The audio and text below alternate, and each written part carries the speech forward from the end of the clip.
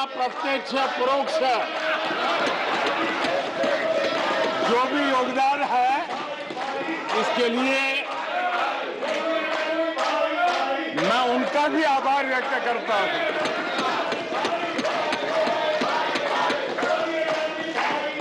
आदरणीय सभापति जी, कल विपक्ष के हमारे वरिष्ठ साथी आदरणीय खड़गे जी ने कहा कि हमने 60 साल में मजबूत बुनियाद बना रहे, ऐसा कल आपने कहा। और उनकी शिकायत थी कि बुनियाद तो हमने बनाई और क्रेडिट मोदी ले रहा है। लेकिन आदरणीय सभापति जी, 2014 में आकर के जब मैंने बारीकी से चीजों को बड़ी गहराई से देखने का प्रयास किया, फर्स्ट हैंड इंफॉर्मेशन लेने का प्रयास किया, तो मुझे नजर आया कि 60 साल कांग्रेस के परिवार ने, हो सकता है उनका इरादा मजबूत नींव बनाने का हो, मैं उस पर कोई टिप्पणी करना नहीं चाहता, लेकिन 2014 के बाद आकर के मैंने देखा कि उन्होंने गड्ढे ही गड्ढे कर दिए थे। उनका इरादा नींव का होगा, लेकिन उन्होंने गड्ढे ही गड्ढे कर दिए थे। और आदरणीय सभापति जी, जब वो गड्ढे खोद रहे थे, 6-6 दशक बर्बाद कर दिए थे, उस समय दुनिया के छोटे छोटे देश भी सफलता के शिखरों को छू रहे थे, आगे बढ़ रहे थे।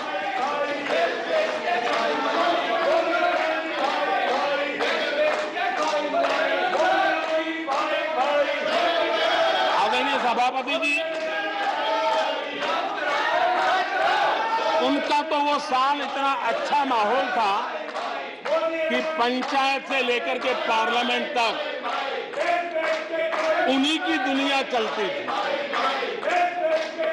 इतना देश भी अनेक आशा अपेक्षाओं के साथ आंख बंद करके उनका समर्थन करता था। लेकिन उन्होंने इस प्रकार की कार्यशैली विकसित की, इस प्रकार का कल्चर विकसित किया कि जिसके कारण वे एक भी चुनौती का परमानेंट सॉल्यूशन करने का न कभी सोचा, न कभी उनको सूझा, न कभी उन्होंने प्रयास किया।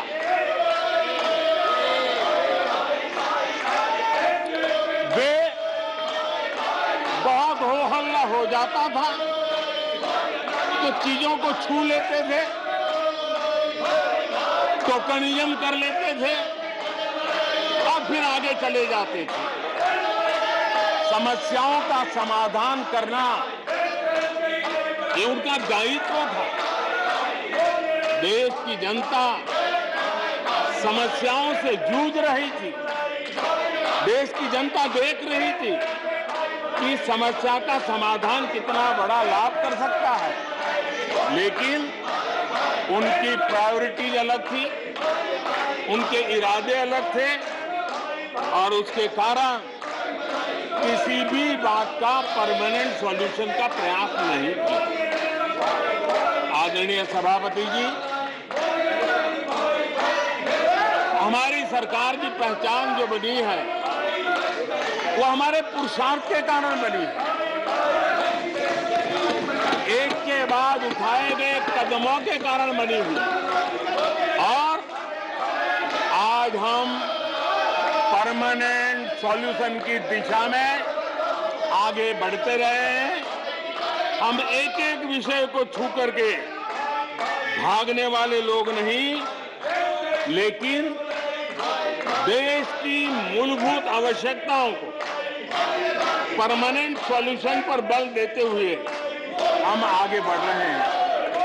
आदरणीय सभापति जी, अगर मैं पानी का ही उदाहरण लूं तो वो जमाना था कि किसी गांव में एक हैंडपंप लगा दिया तो हफ्ते भर उसका उत्सव मनाया जाता था और उस टोकनिज्म से पानी का काम किया करके गाड़ी चलाई जाती थी। कल यहां गुजरात का जिक्र कर रहे थे, आप हैरान होंगे,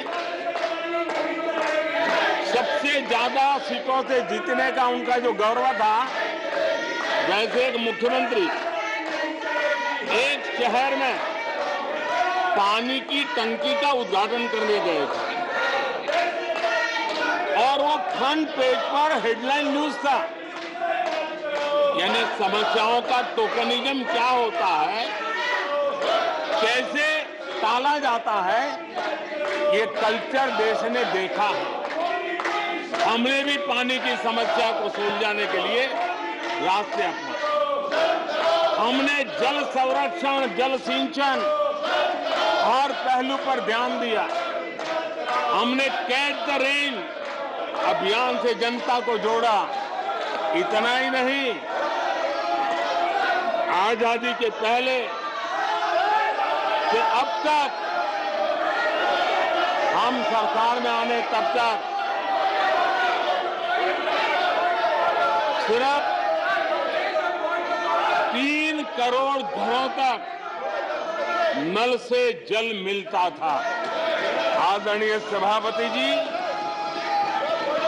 पिछले 3-4 साल में आज 11 करोड़ घरों को नल से जल मिल रहा है। भारत पानी की समस्या जो हर परिवार की समस्या होती है, जीवन में उसके बिना चल नहीं सकता और भविष्य के संभावनाओं को भी देखते हुए हमने उसके समाधान के रास्ते चुने। आदरणीय सभापति जी, मैं एक और विषय पर भी जाना चाहता हूं। Empowerment of common people. बैंकों का राष्ट्रीयकरण हुआ था, इस बात से हुआ था कि गरीबों को बैंकों का अधिकार मिले, ऐसी बहानेबाजी की गई थी। लेकिन इस बैंक देश के आधे से अधिक लोग बैंक से दरवाजे तक नहीं पहुंच पाए। हमने परमानेंट सॉल्यूशन निकाला और जन धन अकाउंट का अभियान चलाया, बैंकों को मोटिवेट किया, ऑन बोर्ड लिया।